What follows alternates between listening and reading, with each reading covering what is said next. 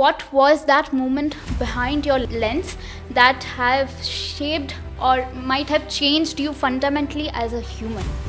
I think it's a process. I will not point my finger at one particular shoot.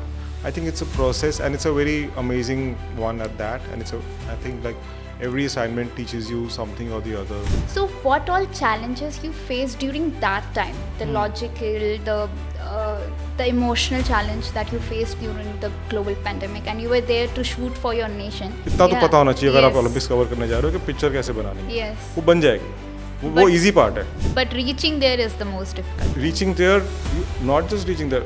If I have to enter a venue, How did you manage to do your work and keep your emotional situation steady? see these situations are we are testing the limits of human experience also, emotionally especially. One helpful advice for the budding photographers and the photojournalists, what would you advise them? Right. So I think it is important for us to be aware that this is not my last.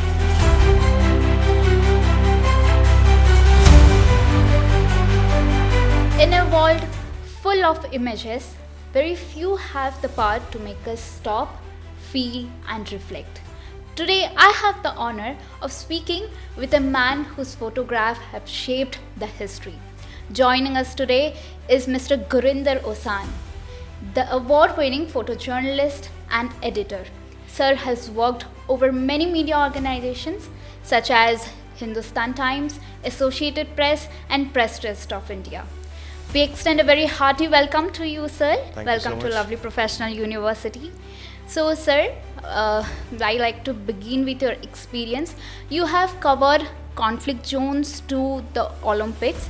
So, what was that moment behind your lens that have shaped or might have changed you fundamentally as a human? I think it's a process. I will not point my finger at one particular shoot. I think it's a process, and it's a very amazing one at that. And I think like every assignment teaches you something or the other. You mentioned Hindustan Times. One of the experiences I was shooting at in the aftermath of the Nepal earthquake. Now, I've gone there with my own preconceptions, injury, Yeah. damage, grief, people displaced. I got all of that. Yes. But I wasn't getting enough. And why? Because I've gone with a certain image in my head. But what I found there was how people were actually okay. They are hill people. They are strong and resilient people. They had moved on already, whereas I was still trying to find my image in a certain trap of my own. So for me, that experience was so amazing. How the sort of the how fast they got over their grief and they moved on with a smile on their face. Yeah. And I think for them, what was important was that whoever have survived are together. And I got Yes. pictures of that picture. I didn't show it today, but I can share it maybe. And it shows people sitting outside their broken houses, but sitting around a fire and eating together, with their Pomeranian dog also sitting around them, like 13-20 of them sitting together and eating their their dinner Yeah. together. So that kind of things really teaches you how, despite all the negativity that can happen in some people's lives, and I become the witness to it, and hence there is a lot that is you are absorbing also in a situation like that. But I think the more important aspect is of the positive side of it also, how the sort of the whether it's, you can say, the resilience of the human nature, or whether it is to do with the way people deal with Yes. situations of that kind. And slowly, like that's why I say it's a slow process. With that, you really understand how you need to move on. Yes. With journalism, the thing is that, like you said, I've of course been to the wrong ends of conflict zones, of disaster zones, whether it's man-made or nature-made. And I've also seen so much, at an emotional level, so much grief, whether it's a tsunami, and hence the people's lives shattered like you can never even imagine. Yes. And also, I mean, the same, basic aspect of emotion you can even sense on the playing field of a sporting event.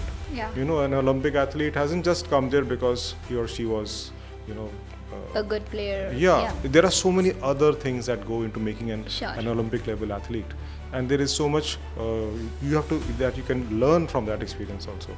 Yes. I wrote an article also on this one for a magazine, Better Photography magazine, and I was saying that in the same way that as a photographer I'm reaching a certain crescendo in the way I am getting my pictures and the way I'm planning my shoot. There's a certain curve that happens on both ends. And when it matters, you should have the picture, right? So that's also a crescendo of sorts. Yes. It's not just because I don't just arrive in an assignment. I don't just know the next minute is about to happen. It's a long process of understanding, experience, counting, of course, and then when it happens, before that only and you're ready and you shoot it. Yes. You're in the right place at the right time, not because of luck, but because of The experience. experience, the observation, the planning, so many other things that come and play a role. So, but what I wrote in that article was, so in the same way that an athlete is, in a way, reaching their peak of performance in an Olympic event, in the same way, even as me as a photographer, or I'm sure every other photographer there is also reaching hers or his peak to be Yes. able to perform in that kind of very hectic and demanding assignment. So, sir, first of all, a very hearty congratulations to you because of the Ramnath Goenka Award that you won for your assignment in Tokyo Olympics during the global pandemic. So, what all challenges you faced during that time? The logical, the emotional challenge that you faced during the global pandemic, and you were there to shoot for your nation. So can you share a bit on that? Yeah, so I think a big thank you, I think first goes to number one, my editor-in-chief, who kind of was sure that we have to do this, and he encouraged me all along, even when there was so much paperwork required. It's crazy. Yeah, I understand. There were too many protocols to be followed, and one is dealing with people in Japan, so sometimes the language can be an issue. You call, nobody responds. You leave a message, it doesn't come back. So it was, and it is COVID. So how do you find out else? How else do you find out? So it wasn't easy getting even the basic paperwork done. For example, they've given me a form that requires a certain test. Now that test doesn't happen in Delhi. I checked with every possible hospital through my contacts and everything, and it's again COVID time, so I can't just. Though I had the media advantage and hence I could move around, but I couldn't find out कि ये test होता कहाँ है? Where do I get it from? So then, luckily I called. The second person I really want to thank is Joel Samath. He was in Delhi earlier. He's an AFP photographer, brilliant person, brilliant photographer of course, and he guided me to a certain clinic, and then they came home and did. And I had to get the test done for 2 weeks. Every day a test is happening. So thankfully that also worked out. And even despite all of this paperwork and all of these unexpected tests and all that, on the day I'm supposed to leave for Tokyo at 2 p.m., I don't have a confirmation back from the Ministry of Health there that I can leave with all my clearances. There is a certain barcode they're supposed to share. And my flight is at 5 p.m. So in 3 hours before the flight, I'm not sure I'm leaving or not.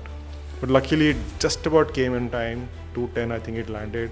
So the Japan Airlines, they wouldn't have allowed me on board without that passport. So that happened. I was on the flight. With God's grace, reached there and captured the beautiful moment for. So again, the moments part is interesting. Why? Because when you see the picture, you say, yeah, obviously. ये तो picture हम भी होते हैं, हम यही खींचते हैं ना, तो ये तो ये हो ही गया था. अगर आप be in the right place at the right time, of course you'll get the picture. But that is the first question, ना, to be in the right place at the right time. वो नहीं होता. And in a Olympic or any other this kind of big sporting events, the distances are mind-boggling because everything is far away. Tokyo, if there is a media hub is say in one central part, let's make it the core area. The wrestling stadium is somewhere 2.5 hours west. The badminton venue is about 2 hours north. The shooting venue is northeast by another 2 hours. So if you want to go from there to there, number one, I'm not sure whether I can. Taxis are very expensive. Though we had some coupons, they also ran out very soon because I was prioritizing work. So all my taxi coupons were finished very early. So I wasn't sure. So which means that you come back 2 hours and then again go 2.5 hours to get to a venue. So it was all about traveling and traveling. So bus mein baithe rehte. So shooting part was easy. You'll reach there with your experience and with the technology available. You'll get the picture. You should. I mean. इतना तो पता होना चाहिए अगर आप Olympics cover करने जा रहे हो कि पिक्चर कैसे बनानी है, वो बन जाएगी. वो easy part है. But reaching there is the most difficult. Reaching there, not just reaching there. If I have to enter a venue, I have to apply at least one day before that. My name has to be approved by the stadium manager. Why they got? Because they don't want a crowd. COVID time, remember? Yes. So they don't want a crowd to be causing any spread of infection potentially. So which means that they're limiting the numbers. Then I have to convince them, no, I don't have the access because I didn't apply yesterday. But please, it's PV Sindhu inside, and I want to get. No, this is not right. Please wait. मैं आधा घंटा बाहर wait कर रहा हूँ to get the permission. Finally, they gave me the clearance to enter, and of course, I went only for the India interest match. Covered it, came out. So I kept my discipline. But point is, it was physically impossible to monitor who is where in the in the progression table. In the point table. So if you're shooting, you're not looking at the results immediately. By the time you realize, oh, this person has won and will be there tomorrow. Oh, it's already past 4:30. Now what do you do? So it was crazy, but with God's grace, I did not miss even a single, except for golf. That one event I could not cover. I did not miss any picture. So, sir, you have worked in conflict zones, war zones. You have covered Afghanistan. So, how did you manage the emotional toils there? You were seeing people dying in front of you. So, at that point of time, how did you manage to do your work and keep your emotional situation steady? See, these situations we are testing the limits of human experience also, emotionally especially. Yes. So when you go to a place like Afghanistan, there is so much war that has gone through that place, and the people there are obviously, most of them are extremely poor. So that's the first thing that strikes you. It's a dry place with a lot of poverty, but the people are nice. And they relate to Indians because of cinema to some extent. Bollywood is screened every Friday. So even in those days, talking about the early 2010 and prior to that.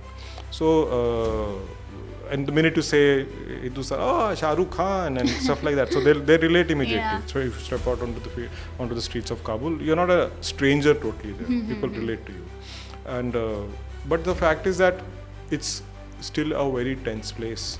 You don't know what your next step is going to lead you towards. One is this part of the potential threat that a terror attack, maybe it's on their own civilian population, but it can trigger off. Or if you are like I was, what's the word for it? I was not on deputation, but when you get attached to the US Army, I was with them because I was working for the AP. So I was attached with the US Army's, the NATO kind of led, US-led NATO operation part of there. I was staying in Bagram, which is a US, which is a Air Force base.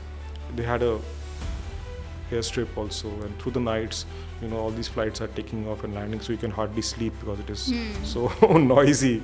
But all the Chinooks are going, and all the other, I'm forgetting the name of the airplanes also are going through the night, the fighters and all that. So it's, but at the same time, you see the contrast there. Here is I'm sitting in Bagram, which is a very relatively a very what's the word for it? When a very privileged place where you're getting all kinds of food coming all the way from the US. You're getting bottled water. You're getting a bath every day if you want to, and you're safe.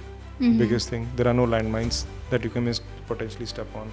So it's in contrast. The minute you step outside the base, which I did, sometimes I went on my own, and there was like, it was not the best idea, but I did that also quite a few times because I wanted to meet the people, not the soldiers so much only. And also the operations that when you accompany on an operation with sitting in a Hummer inside a armored vehicle, but yet when you see the poverty outside, you see the situation outside, you feel odd. You feel like this balance is not right somewhere. And that is why I shared the pictures of Shapira, who shows the extreme poverty that these people actually are going through. Yes.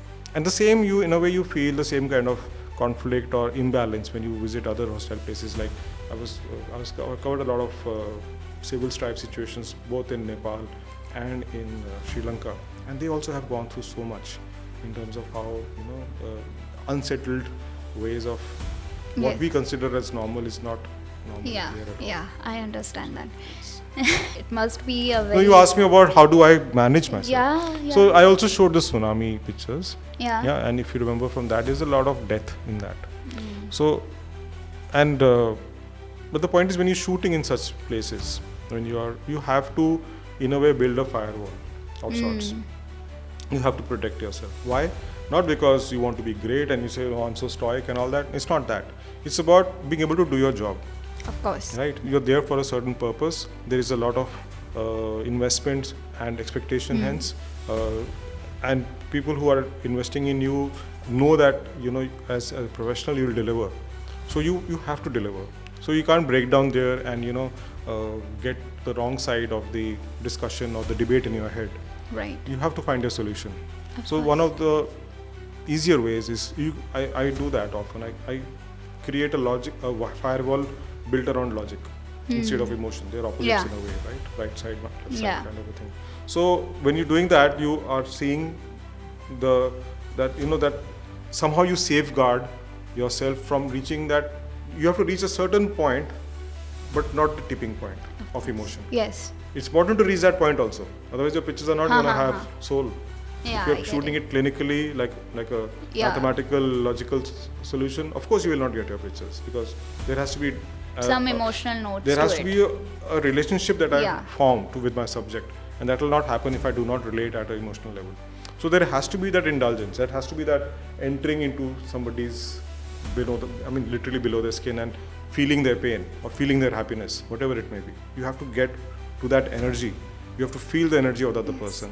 Only then can you actually get it on camera. Of course. So based on your experience, I just want one helpful advice for the budding photographers and the photojournalists. What would you advise them when they go to field, when they are there with lots of expectations? What should their job be? What should be that one tip that should they remember? Safety first.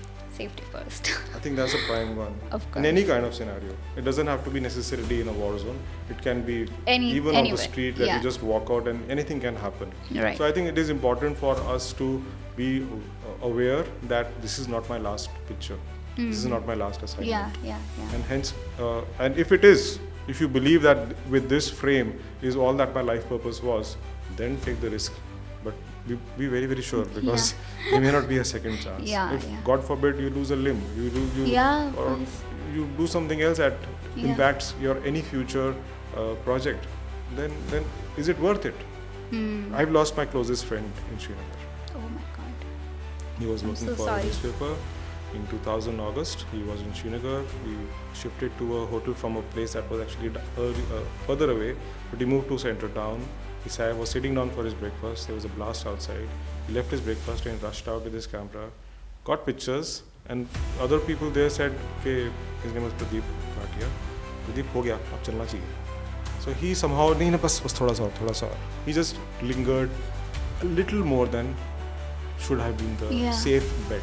I'm not saying that 5 seconds later would be unsafe was anybody's prediction, but it turned out to be true. There was a car standing there, laden with explosive, and 13 people died. 12 of them were security personnel. One of them was Pradeep, and he just couldn't get over it. He was amongst the most amazing people I've known ever. I'm not saying it because he was a friend. Ask anybody, in 5 minutes he'll start crying when they talk about him. Yeah, He was a person who touched so many souls. But now my question is, was it worth it? Yeah, of course, that's Same the thing that I question just at said. last. Yeah. So that was Gurinder Osan for you. And his photographing experience teaches us how every photograph lingers with curiosity, courage, and relentless pursuit of truth. And thank you so much, sir, for sharing your experience with us and teaching us how to lead in life. So stay tuned and be prepared for your next photography assignment. Thank you.